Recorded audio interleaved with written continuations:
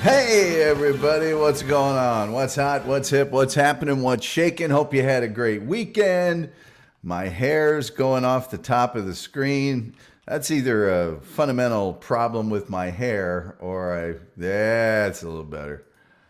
I'm gonna need a cut soon. Looking a little bit like Fonzie. I don't know what is going on with this side. It really, yeah. Anyway, Linda Kisling's here. She's got a birthday cake made for her. How you doing? Trevor Garner is here. Maybe we'll give him a call in a little while. That is, if he's not all of the meat, the meat off of his foot yet. Hopefully he's at home. We'll find out about that later. Delco Chris, who was the first person here, by the way, says a loaded fireplace, single malt whiskey, a tall water, and the Tom Gully Show. Now that's an evening. That's an evening. What kind of single malt, first of all? And is that tall water just a chaser? Lyndon is here. Hey, how you doing, Lyndon? How you doing, brother? Linda Kisling said, good, Tom. Thank you. Well, happy birthday, by the way, Linda. If we missed your birthday, then belated happy birthday. If it is your birthday, happy birthday. And if it's coming up, then future happy birthday. All right. Hey, first of all, boy, do I have something to show you guys. How about that right there, huh? How about that right there? And I think I can take it off. Oh, just barely. I can take it off and get it off right back. Oh, I love my ring. I love my ring. Never wore jewelry for you. And then finally, I got the Ball State ring. Anyway. Hope everybody had a great weekend. Hope your football team won, if indeed you had one. I spent the weekend at the great big fancy radio place and got pretty tired. I got tuckered out as usual. Those are long days, man. 5 to noon and 5 to 1. Let's see. Dead Guys single malt and water chaser. You know, Delco Chris, if you want to spend some cash, I recommend and this isn't a single malt, but I recommend the Redbreast single pot distilled Irish whiskey. I don't drink, but on those occasions when I do, that is my drink of choice. Let's see here. Linda says, thank you so much, Tom. My birthday was last Friday, January 26th. Well, belated happy birthday to you. And all I hope you get for your birthday is another birthday. Sook says, oh, I thought you got married. Who's going to marry this? Seriously. Randy Ramos, the chef, is in the house. Bon appetit. Began his chefing skills, by the way, at Noble Romans in Carmel, Indiana. I don't even know if they have Noble Romans anymore, but that was damn good pizza.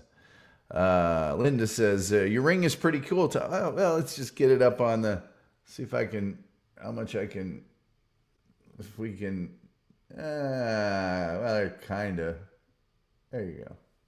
This is my birthstone. I was going to get a red one because of the Ball State colors, and I said, just get your birthstone. On the one side, well, we'll just show it off a little bit. On the one side, we have the soccer, if you can see it. Yeah, there's a little of the soccer and my name. And then on the other side, we have the broadcasting. You see a little satellite there or something. Oh, whoa, that was really focusing in there, wasn't it? For a second. There we go. Yeah, and you got the Ball State University at the top. And then the other side, we got the soccer going on there, yeah, and then my name, yeah, there we go. Wow, I didn't know my camera was that good. That'll focus into my awful face. Let's see here.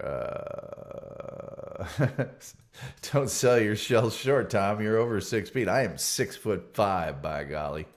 Just had myself measured again by a physician. That's so sweet of you, Tom. Thank you very much, my friend. No problem. This says, didn't Godfathers take over Noble Romans? Godfathers and Noble Romans were competitors for a while, and I don't know if they did or not. Wild Bill is here. Hey, Wild Bill. Good to see you. Hope your weekend was good. Terry Nee says, it's a cool ring, but it's not a Penn State ring. Yes, but Ball State didn't have Jerry Sandusky. Sorry, I had to. It's fine university, Penn State. Whoa, Redbreast, 12-year-old, $80 in Pennsylvania. You can get it for like 55 if you look around enough. You can get it, if you really search around, you can get it around 55. Worth it. Ever punch anybody with that ring? No. Although I will report I was able to walk to the McDonald's and across the street again without falling down and hurting myself this weekend. Evening, Mr. Gully. Evening, Wild Bill. What's the stone, says Suk. The stone is an emerald. I'm pretty sure it's a manufactured emerald, though. I don't think it's like a real emerald. I think it's one of those. It is a real emerald scientifically, but it's not, you know what I'm saying. They made it in a lab. They didn't find it in the Orient. Linda says, so colorful and detailed on your ring. Yeah, ouch, says Lyndon. Oh, you're looking at my pinkies. Yeah, my pinky's still suffering the effects. You should see my knees. Godfathers did not take over Noble Romans. Good. We have Godfather's Pizza here in Iowa, where I live, Tom. I'm not a big fan of Godfather's. They did have good commercials. Maybe I should look up the Godfather's Pizza commercial and share it here real fast before I start. Julian Zusa says, PA has state stores, all hard liquor stole by states and no discounts. Ooh, another reason not to live in Pennsylvania. Blood Diamond. It was the Blood Diamond the weekend before this past one. Let me see here. Godfather's Pizza used to have this guy that would act like a mobster in these commercials. By golly, I found it. I found one of them. Hey, you got plans coming up? Yeah, this is the guy. Hold on, and I'll play it for you real fast. Hold on. And there was tons of them. This is obviously is not the only one. There we go. Share. And let's do this. And let's do that. And let's do this. Hey, you got plans coming up? We'll change them. Rearrange them? Because right now you can get one of my large Godfather's pizzas for the price of a medium. No coupons. Just say a pizza you can't refuse when you order and get a large for the price of a medium. Order one or a dozen, but say a pizza you can't refuse. Get a large for the price of a medium. Look, I run this deal past this date. I go to the poorhouse, so get off your duff. Now. Godfather's Pizza. Let's see if I can find another one. Some of them he talks more than that. Let's see here. Come on, man. Why aren't you letting me scroll? All right, we'll stop sharing then. Then I'll stop sharing. Let's see here. Maybe this is a better one where he talks a lot. Hey there, you there. Gosh, they really had the singing. I don't remember as much singing in these commercials, but what do I know? Let's see here. I just liked the Godfather's commercials back then. Let's do this, and then let's do this. Hey there, you there, we know what you can't say no to. The Godfather's combo, right? If you're really serious about a bite to eat and where to go to get it, then conquer a combo at my place. Godfather's. It's outrageous. All 5 pounds of it. A pound of cheese holding down a saucy bit of beef, pepperoni, sausage, mushrooms, onions, olives. Got the idea? It's a meal. So pick up the phone and order one. Do it. Do it. Any old way. That's enough of that. Let's see. What happened to your pinky finger, Tom? We don't want to repeat it. It's too embarrassing. I fell down. Yep, that's the Godfather's guy. Suk says they look really bad. They're really greasy, really good. Gemstones made from recycled Heineken bottles. Terry Nee says, I do agree. Pennsylvania screwed up liquor laws. Thank the Quakers and the anti-Baptists. Thank you. Sorry, driving voice to text. Don't worry about it, man. Don't worry about it. Hey, this is the Tom Gully Show. Don't worry about anything. This isn't like the Vince the Lawyer show where you have to worry about all the lies that are being told you. Lyndon says, real quick, season 4 True Detective is becoming painful to watch. I'm sad to say. Slow and no chemistry between the main characters. I'm going to admit something that I don't really want to admit, but I'm admitting it anyway, which is pretty much the theme of this show. I have been binge watching Nashville. They've got a formula that is just irresistible. There's a whole channel to it on Plex TV. Plex. I watch a lot of Plex.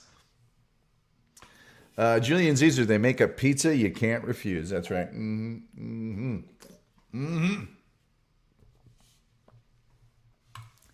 Yes, they do. They certainly do. Okay, enough falderall. Because I got to tell you,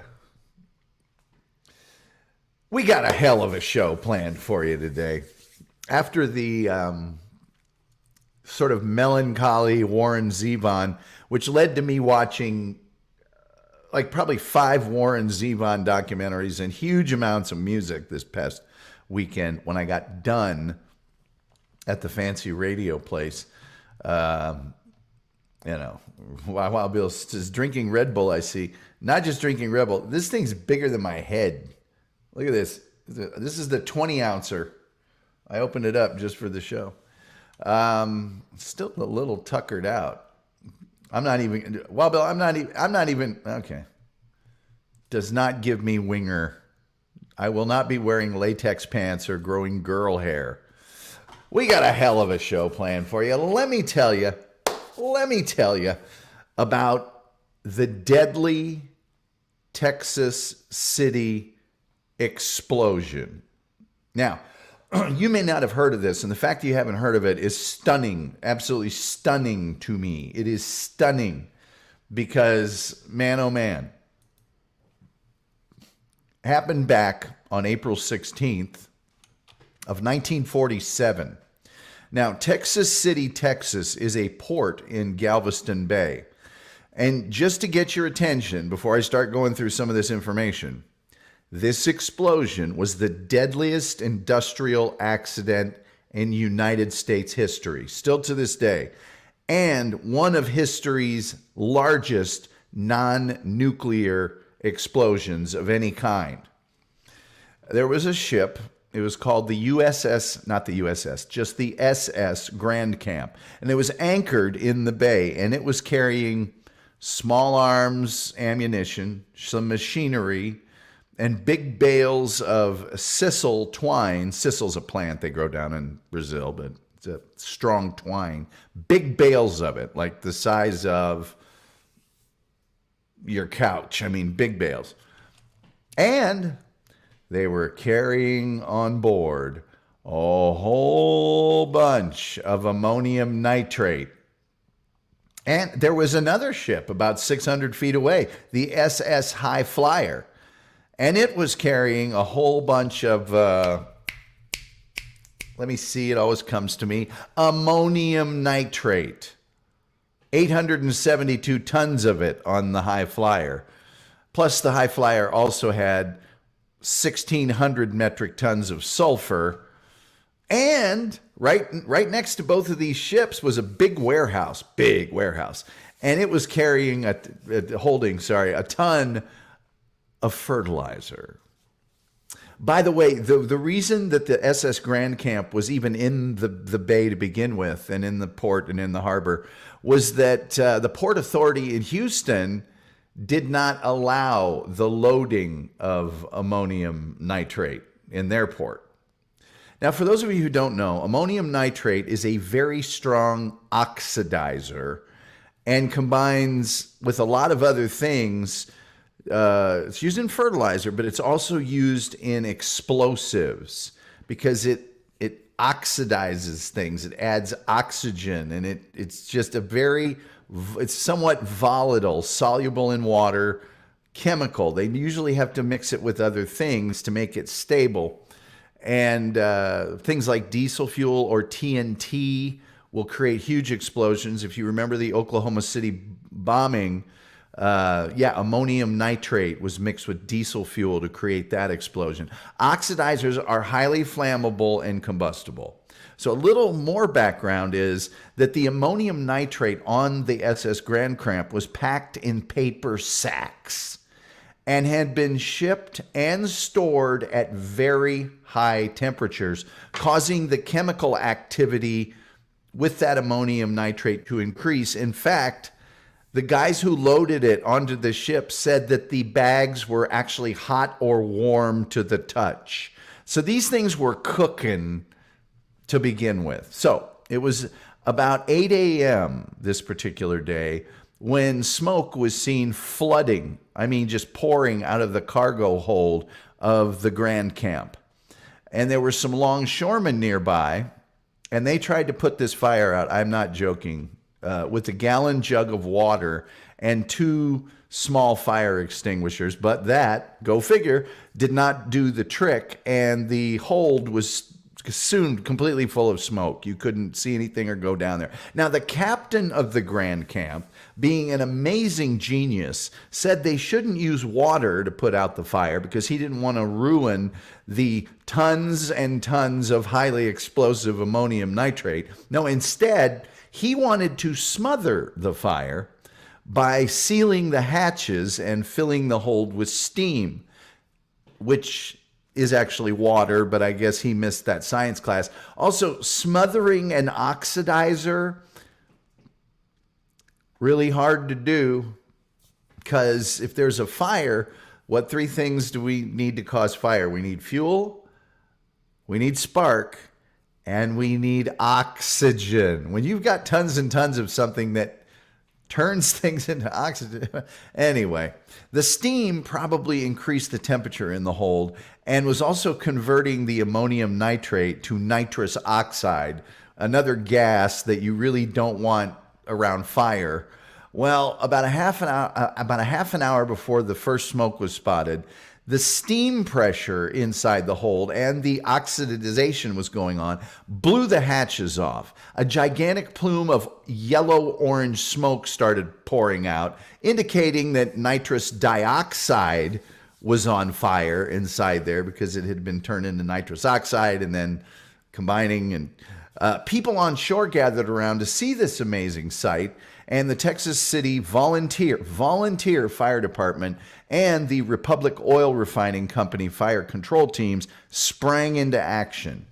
About an hour and 12 minutes after the smoke was first spotted, the heat and the pressure caused the ammonium nitrate to detonate completely. You're not going to believe the destruction this caused. Completely and totally destroying anything within 2,000 feet. And pretty much destroying the entire port. The explosion caused a 15-foot tsunami, and just for good measure, it completely leveled to the ground 1,000 buildings on land. The Monsanto Chemical Company plant was hit by the explosion, totally decimated. 145 workers were killed out of the 450 people that were working at the plant that day. Shrapnel from the explosion ignited refineries and chemical tanks along the port's waterfront. Bales of that twine that I told you about, the huge giant bales of twine that were on board the Grand Tramp, were launched on fire into the city to cause further destruction 10 miles away. 10 miles away, the city of Galveston, Glenn Campbell fans, Galveston, oh Galveston. 10 miles away, half of the windows in the city of Galveston were shattered. Half of them. Let me just show you something right here. You see this little baby right here? That's the anchor of the Grand Camp. It weighed 2 tons. 2 tons. They found it 1.5 miles away. Think about that for a second. The steel from the ship, about 6,000 tons of it, was hurled into the air at supersonic speed, causing destruction everywhere. Casualty estimates totaled 567, including all but one single solitary member of the Texas City Fire Department. People responding from other locations could not approach to help due to the intensity of the fire. That, by the way, was just the first explosion. That other ship, the High Flyer that was right next door, was set adrift from its moorings by the first explosion and came to rest out in the harbor against another ship. The crew of the High Flyer left when the burning oil smoke from the first explosion forced them off the ship. There was just too much burning oil and stuff. Oh, and also their cargo. Remember, 800 some tons of ammonium nitrate? Yeah, everything was on fire inside their ship. Tugboats tried to move the ship, but were unable to. They couldn't. The explosion on the High Flyer was more powerful than the first one, but it happened a few hours later.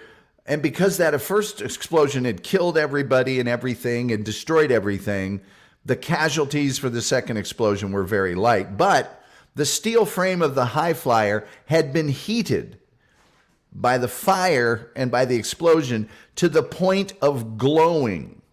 It was just glowing, this metal ship. And chunks of the ship's steel, when it did explode, rained down on the city, setting more mass fires. One of the propellers from the High Flyer was found a mile inland. Okay? Of the dead, 405 people were identified. 63 were never identified. They simply could not identify them. 113 people were just deemed missing because nothing was ever found of them, ever. More than 5,000 people were injured. Over 500 homes were destroyed. 1,000 vehicles were destroyed. 362 freight cars obliterated. $500 million worth of oil burned. That is over $5 billion in today's money. The fire was burning still a week later, and it took a month to recover all the bodies. That, ladies and gentlemen, is a story you should know about, which is the Texas City explosion. There you are. Got a couple pictures for you. This is a 5-story building that was 2 miles away from the explosion. This is a parking lot that was about a quarter of a mile, I think, from the explosion. So there you go. The Texas City explosion. If you've never heard of it, I'm quite certain there are numerous documentaries about it.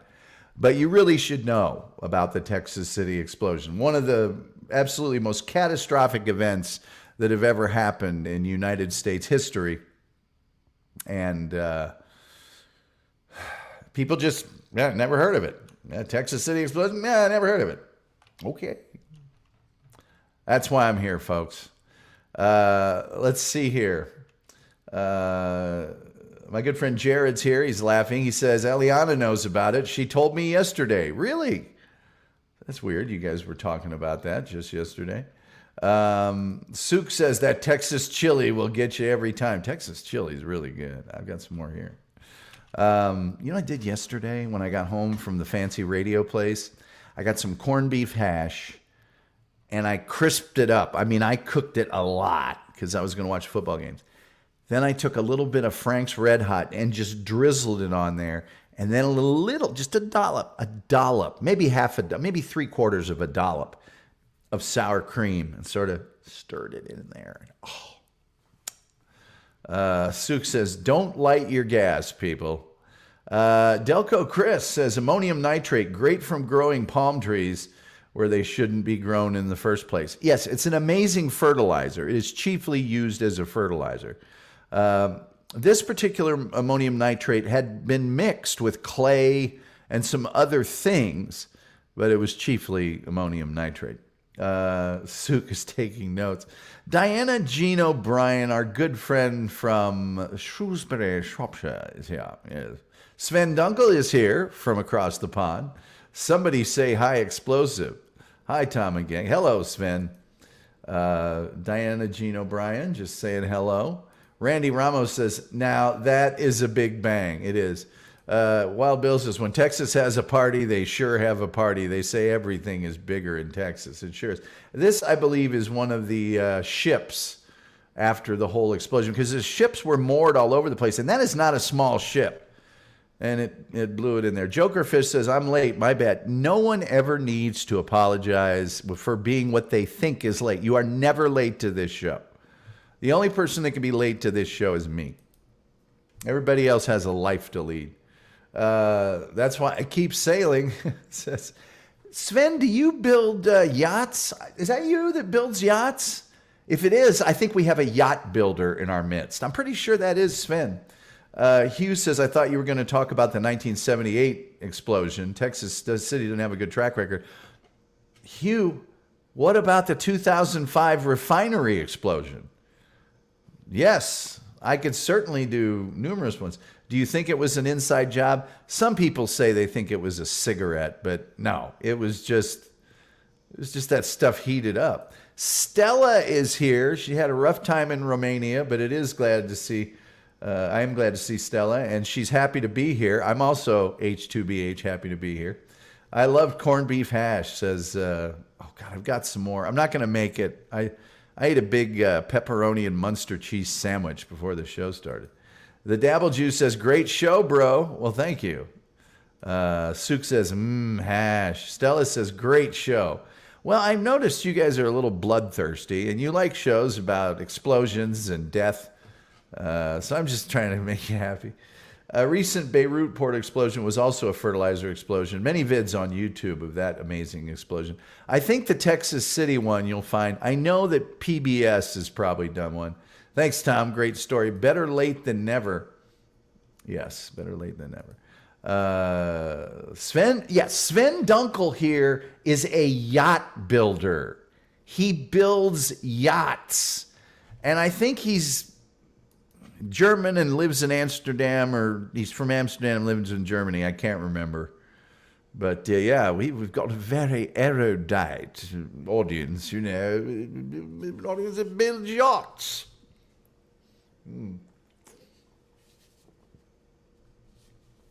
Wow, that's good stuff. What we need to do is get Randy Ramos to get a job as a chef on one of the yachts. Then we can get the whole show to... Jokerfish says, wasn't OKC bombing fertilizer? Yes, Joker, as I was mentioning earlier, the Oklahoma City bombing was diesel fuel and ammonium nitrate, the very stuff that was in these ships. Pretty sure the one in Beirut was hit by an Israeli missile. That'll make a lot of things explode. But there's actually a list. If you go to the Wikipedia page on ammonium nitrate, you will see a list of, I guess, at least 20 different types of explosive that are created when ammonium nitrate is mixed with other things. It's not just diesel fuel. It's not just TNT. It's a lot of stuff. A lot of stuff that will make that explode. Sven builds wooden yachts, if I'm not mistaken. The sailboats. I think that's correct. I can't remember exactly. I just remember he builds yachts. That's all I remember. The guy builds yachts. Randy Ramos says, it's kind of funny you say that. I was on a cruise back in the 80s, and I saw the huge buffet and the chefs and the cooks, and I was mesmerized as a chef. Let me go back into the kitchen for a few minutes, and after that, it literally changed my life, and I decided I want to be a chef. Well, that's pretty awesome. And now you are a chef. Sven says, my son starts training to become a cook. I'm so proud. There you go. Sven Dunkel says, no, fiberglass. He builds the fiberglass yachts. Jokerfish says, right on, Sven. That's sweet. Maybe Sven has even built one of the shots on the yachts on that Below Deck show that's so popular here in the States. That reality show. They got 4 different versions. Below Deck Med, Below Deck, there's a bunch of them. There's one with a sailing yacht. There's a whole bunch of Below Deck shows about the crew.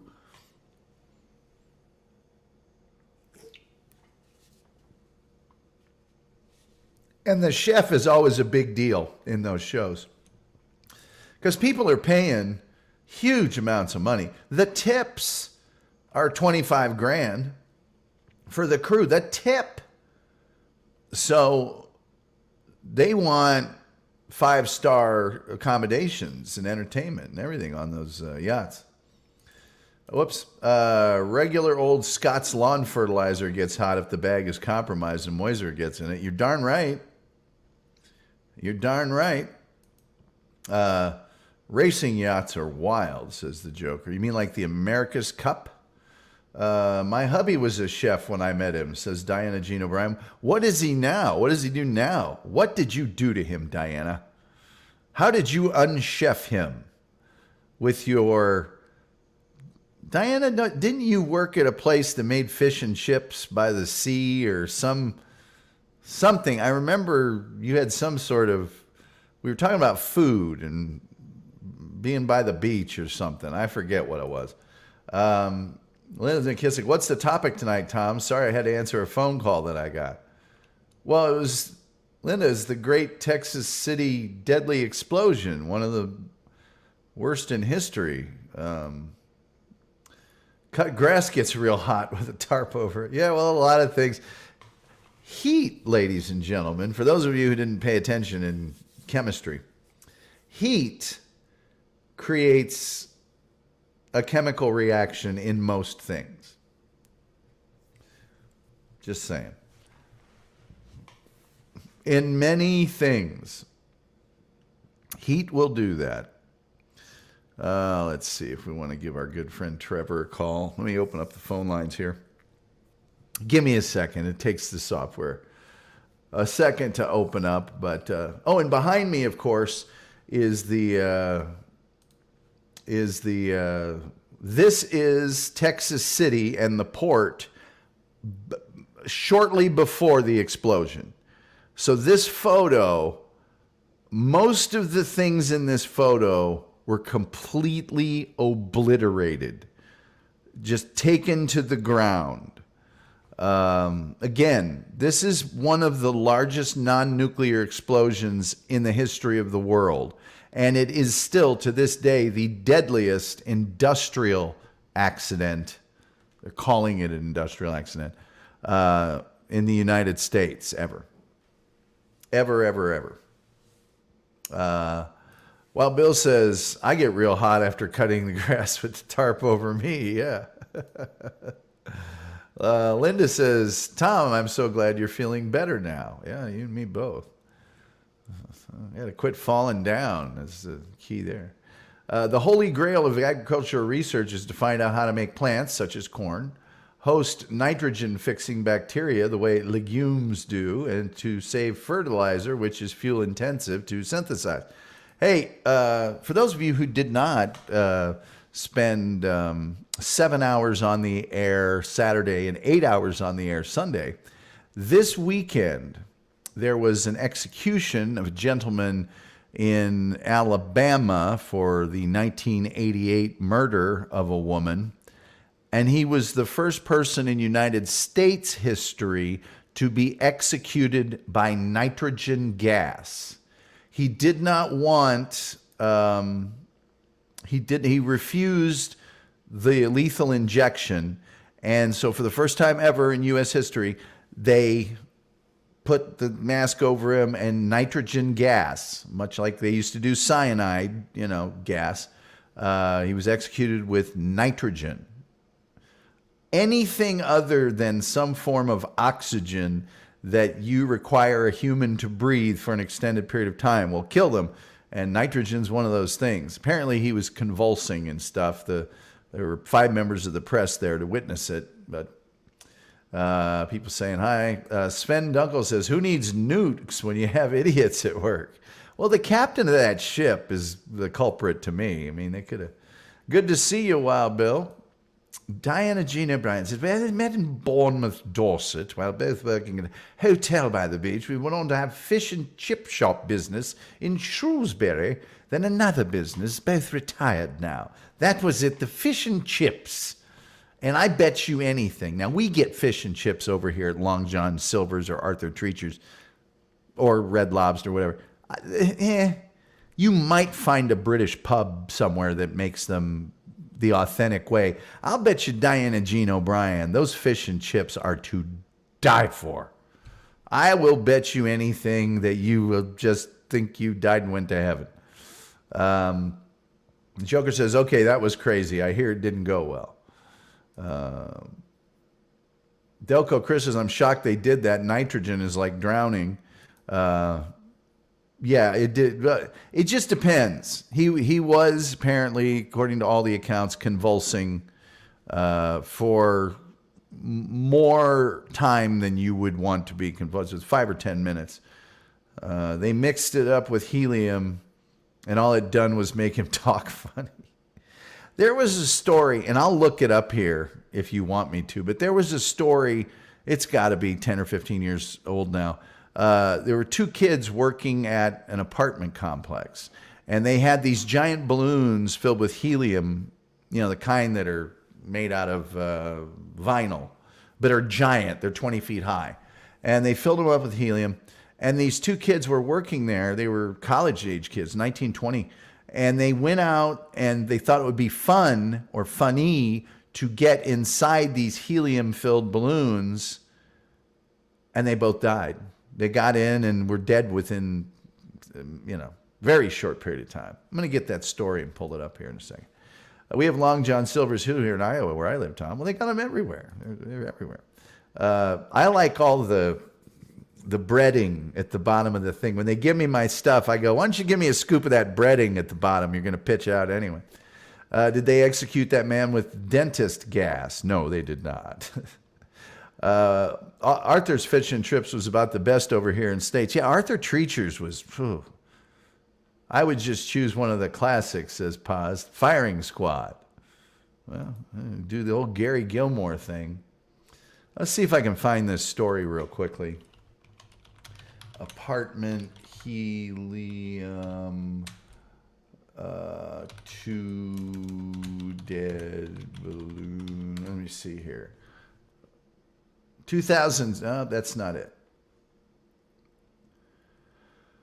Oh, I think this is it right here. 2000, I'll find that right. I think this is the one. Yes, it is.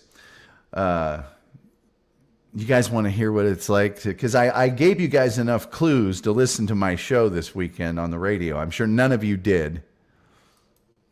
Hackers. Let's pretend I'm on the radio on Saturday or something.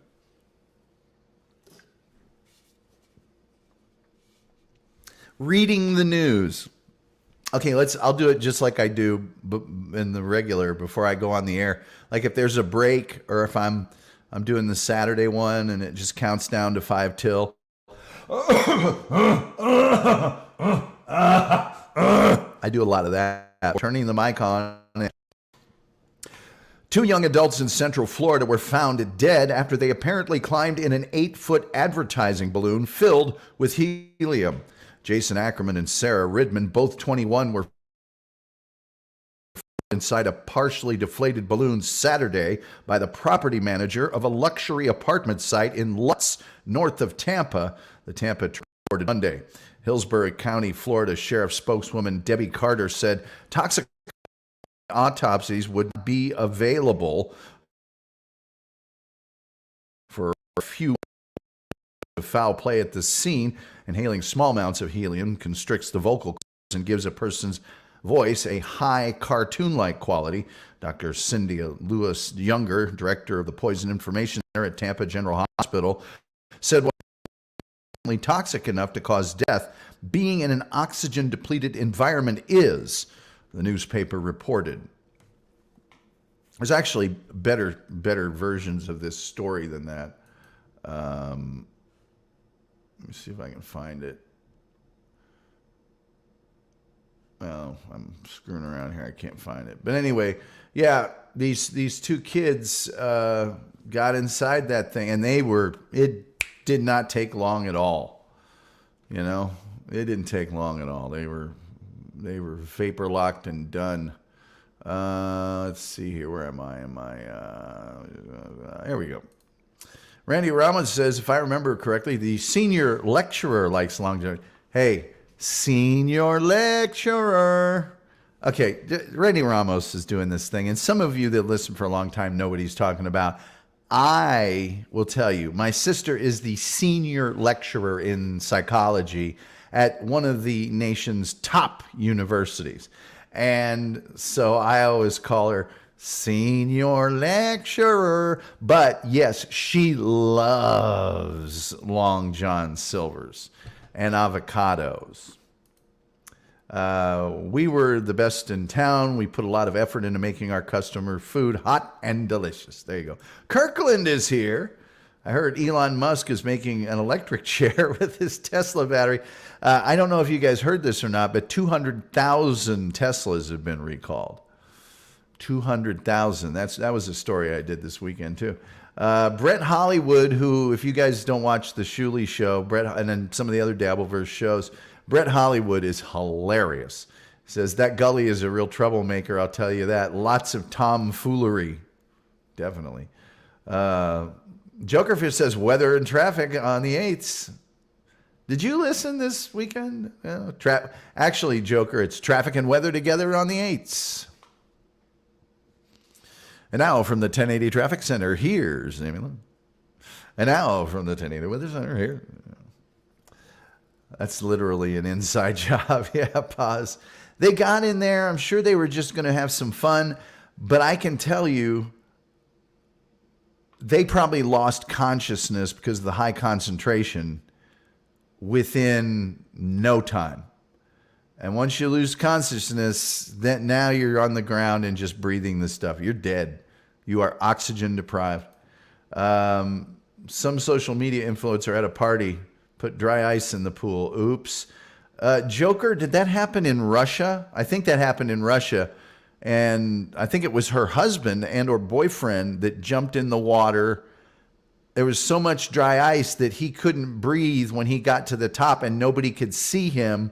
So he lost consciousness and went back down under the water. They actually have video of that.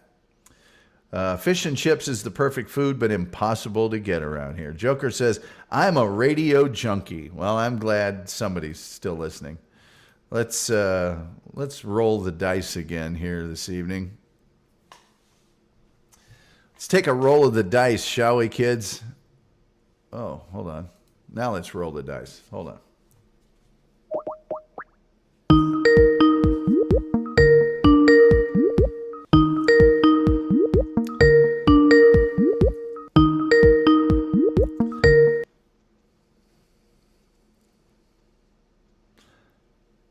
Hello. Hello, Trev. Tom. Hey, how you doing, man? Pretty good. How are you? Are you at home? Yeah, I'm at home, in front of my scooter. Yeah.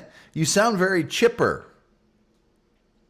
I am. I'm scooting around and I'm looking at my old photos of Jack Benny and just watching some Queen and Bohemian Rhapsody and having a good time, drinking some tomato juice. Yeah. Don't you have a multi-level dwelling there? No, it's one story, but it was my domain. It's my domain, and I'm like a lion. I protect my domain. Well, that's good. Baseball cards are my life, you know. I know they are. Yeah. I have 5,000 cards. I'm sure you have more than that. I have some oversized NBA cards from the 70s. They're real big. 76. And Yeah. I have some old ABA cards, and then I have a bunch of NFL cards too. from the 70s. And then Who's your favorite ABA player? Mine was Artis Gilmore. my favorite, Yeah. I would say George McGinnis. Yeah, 76ers. Yeah, but he played for the Pacers before that. All of my favorites are Right. going to be Pacers. Freddie Lewis, Roger Brown, Mel Daniels, Bob Nettolicky, Billy Keller. Because you know the Wasn't there a guy named Darnell Hamels? Hamels or no, something? Dr. Duncanstein, Darnell Hillman with the best fro of That's all him. time. Yeah, yeah. I still have his card. Yeah, the Pacers were the big team in the ABA. They were the class act. Yeah. So you make a living. not the You make a same. living selling those cards, huh? Yeah, I'm shipping some out to a guy in Ohio. He buys like a couple thousand at a time. Wow. Yep. It sucks that you know that like people don't understand that like just because your card is old doesn't mean it's valuable. Right. You know, so you could have let's say you have a Pete Rose card from 1976. That card is, well, it's getting close to 50 years old, but it's not worth Yeah, anything. $20. Oh, $20. it's 20 bucks? Probably in good condition, real mint condition, about $20. Yeah, but there were so many of them. They made so many. How could it be worth 20 bucks? Yeah, I wanted his big face on the picture. It was like holding his face. No, I'm Yeah. talking. There's one where it's an action picture. He looks like it's a Phillies.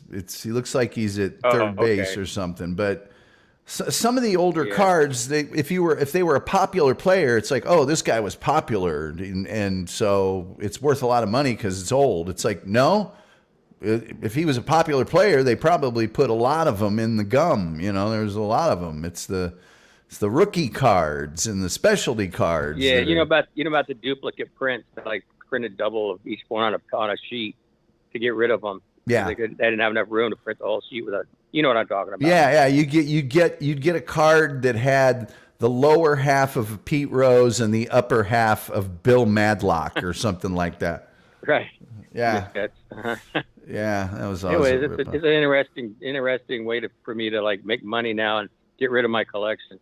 Yeah. So altogether. how are you feeling or how are you doing?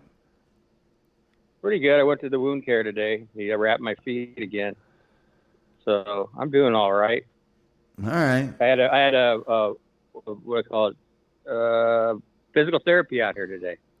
Yeah, Oh yeah. Jumping jacks or had me doing stretches and pumping my feet and all kinds of stuff. well, good. I'm glad you're Yep. feeling better. I'm dancing like Earth, Wind, and Fire now.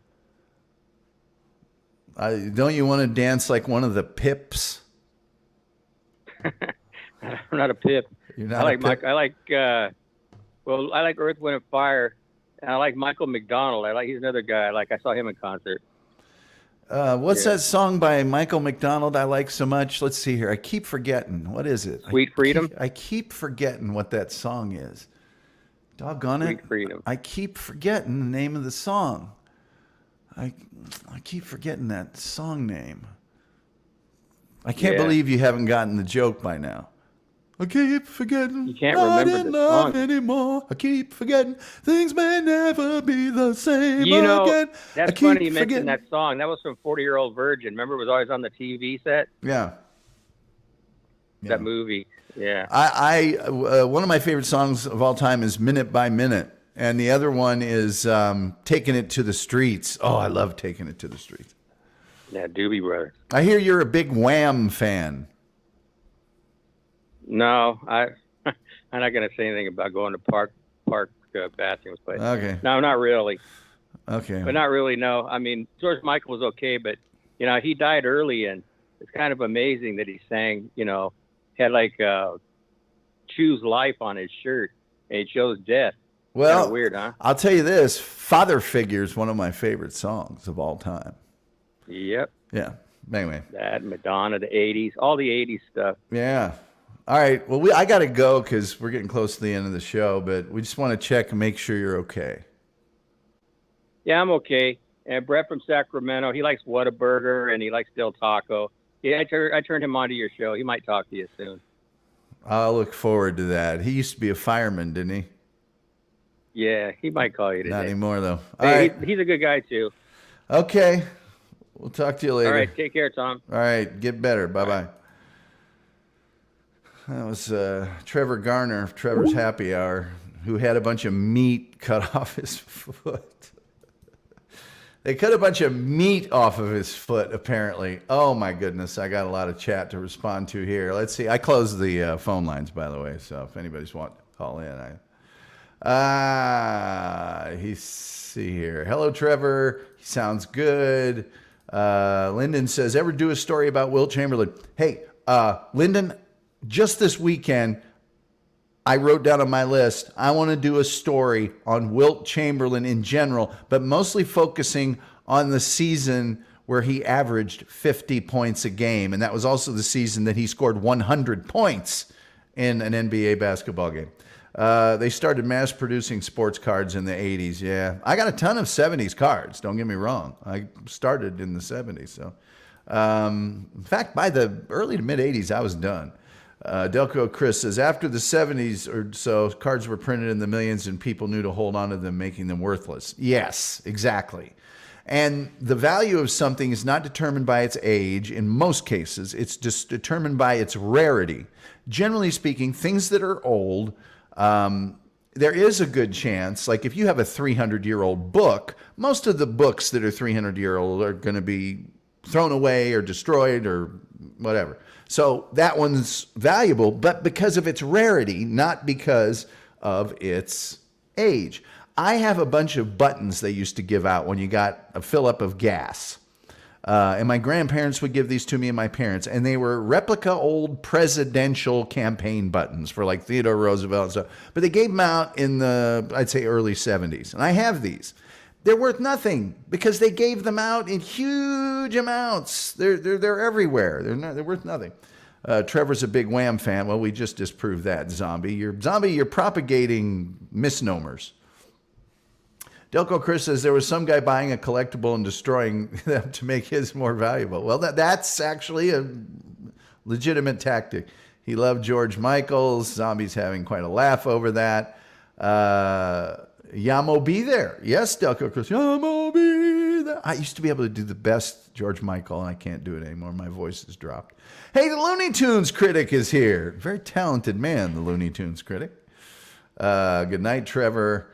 Randy Ramos says, Tom, every time you say my cat goes crazy. Tom, every time you say, oh, what's the thing? Yeah, there is something I do that makes your cat go crazy. It was the old song, wasn't it, that made the cat go crazy? Good choice in music. Thank you. Brett from Sacramento says, I'll call in once the line is open. Well, you got to wait till tomorrow. We like Ike. Yes, we do like Ike. And then there was AUH2O, Goldwater, for Barry Goldwater. Okay, Brett. Yeah, call in a different time, Brett. Kirkland says, I have a Mauser that was used in the Spanish-American War. It's worth like $150. I bet it's worth more than that. Danny Workman says, I was being mischievous. Yes. I don't even know what that is. So, yeah. Anyway, we got a few minutes left here. Brett from Sacramento is going to call in. Boy, am I looking forward to that.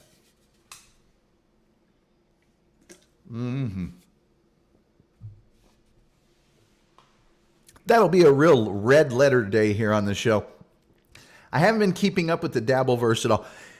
It gets to be Thursday or Friday, and certainly on the weekends, and I completely lose track of the Dabbleverse. I know Stuttering John has done some more evil, bad things. I get shorts sent to me, notifications for them from Vince the Lawyer that are just complete hack jobs on certain people.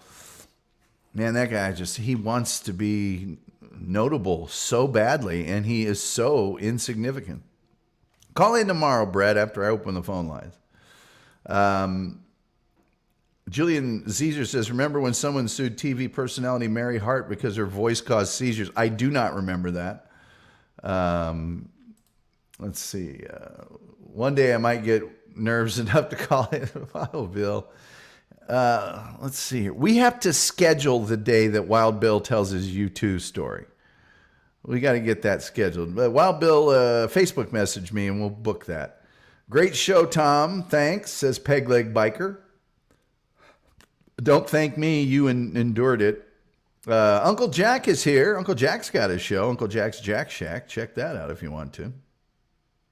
Uncle Jack has a few too many evil trolls on for my liking, but Uncle Jack's cool. He's cool. There's some people I wouldn't use to wipe dog dew off my shoe that... I know, that makes me the jerk, whatever. Stuttering John and learning blind kids to walk. Oh, my favorite Stuttering John is Tearful Stuttering John, where he's like, I told that girl that if I could be a stutterer and be on the most popular late night show of all time. Say goodnight, Greg. Goodnight, Gracie. Wild Bill says, have your people call my people. I will. We'll get in touch with you. The Wild Bill Consortium of media advisors. He teared up on the blankets. Any update on Phil E? I saw some clips from Catalano TV that Phil was on the Alpha Shot Lounge. Now, I don't know whether those were recent or past, but I hope that he was on that show. But I personally do not have any updates on Phil. I wouldn't bother Phil. Phil is not doing things I don't want to bother him. Phil's a wonderful man. And the nonsense that Vince the Lawyer pulled with just him alone make Vince the Lawyer somebody that I and anyone in legitimate society would have nothing to do with.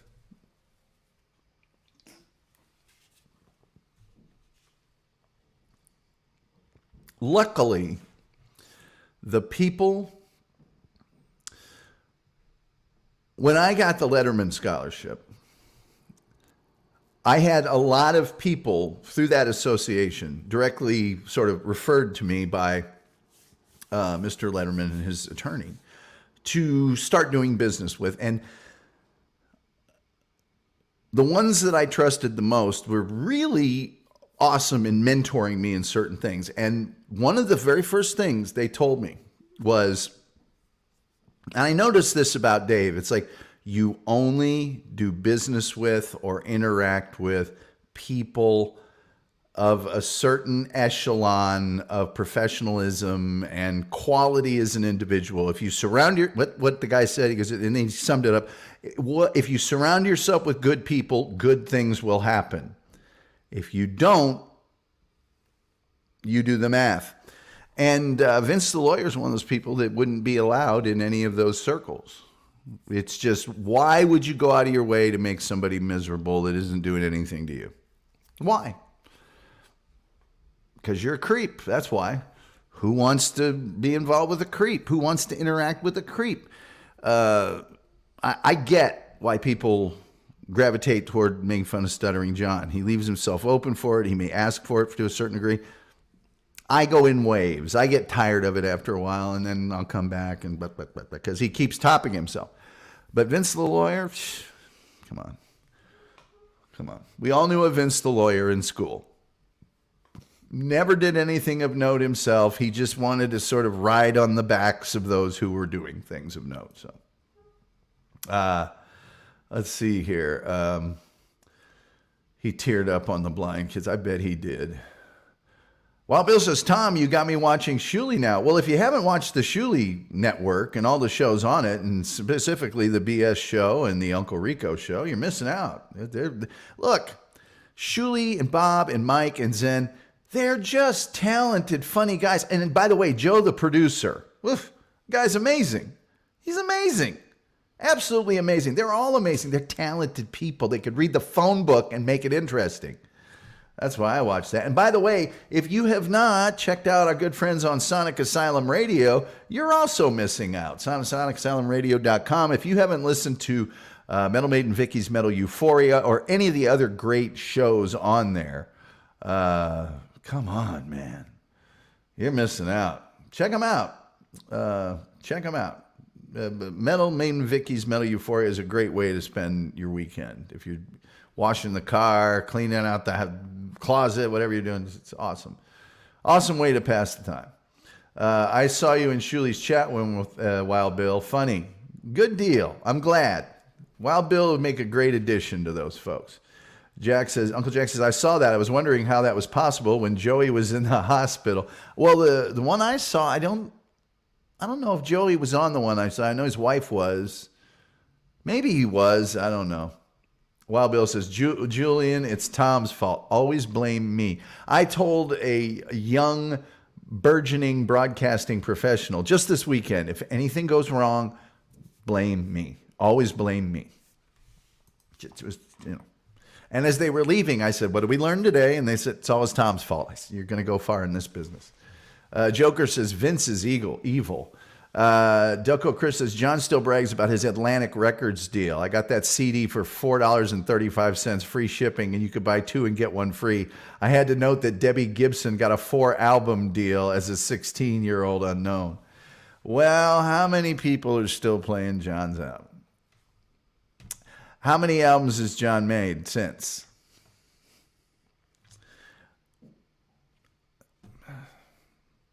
Incidentally, I'm one of these people. I'm not one of these people that goes, hey, he did all those things so long ago. What's he done since? You know what? Being on Howard Stern, being on The Tonight Show, kind of some stuff that not many people do. And to say, well, but you haven't done anything since then, and that was just luck and accident. Well, it's kind of luck and accident. Look, John was working it back then. He was working all the angles. He was working them really hard. And he hadn't established the clear track record that he has now of not showing up to things and being a little, Also, the world has changed. You can't do the things he was doing back then anymore.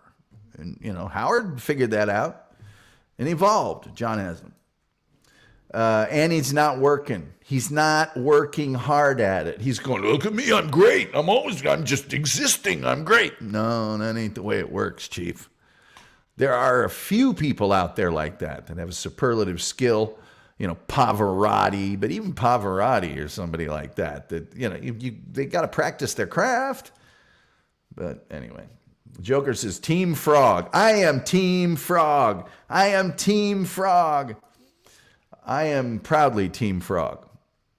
Some of us had record deals too. I have an album. I made an album, 2 of them. Nobody's ever heard them. Handed them out at little gigs. Did it for fun. Some of you guys have heard the tunes. I know you have. Greg says, don't hold your tongue with John. I never would. Howard Stern read John the riot act for signing that record deal without an agent. Supposedly it cost John money. I heard he made a lot of money off of that first thing. Or one of his self-published things. I heard he made a lot of money on it. I mean, I only sold like 10,000 copies, but back then a CD was $10. So he made like $100,000. Sandy Eastman's here. Sandy, you're wonderful. Quick hi on the run.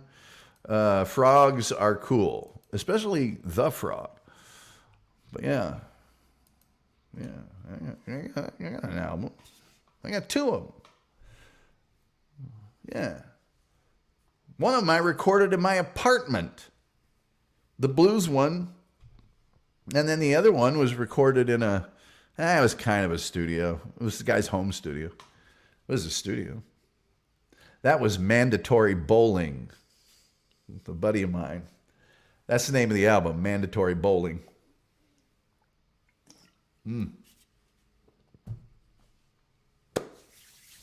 Jokerfish says impossible. You got to sell a lot of records to break even. Just depends on how you do it, Joker.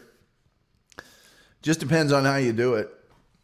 If you go into a studio if you're not doing individual tracks and you mic everybody at the same time and separate them, and I mean, there's ways to do it cheaply. But back then, I don't think you could do it now, but back then, when people had to pay for a physical copy, you could make a little money. Maybe he only made 50 grand, but Stuttering John, you know. Wild Bill says the frog, not to be confused with the wolf. Maybe a signing bonus. Maybe a signing bonus. Also, now you don't have to pay the ridiculous studio fees that you used to have to make, but now people won't pay very much for the music. And they won't buy a whole album. If you go see somebody in person, they might, but online, people just don't buy the whole album anymore. They'll buy the individual tracks they want. Put it to you this way. When I was 12 years old, back in the mid-70s, a 45, double-sided, the hit was on one side, the B-side was on the other, cost $1. What's it cost now to buy a single track online? 99 cents, $1.50.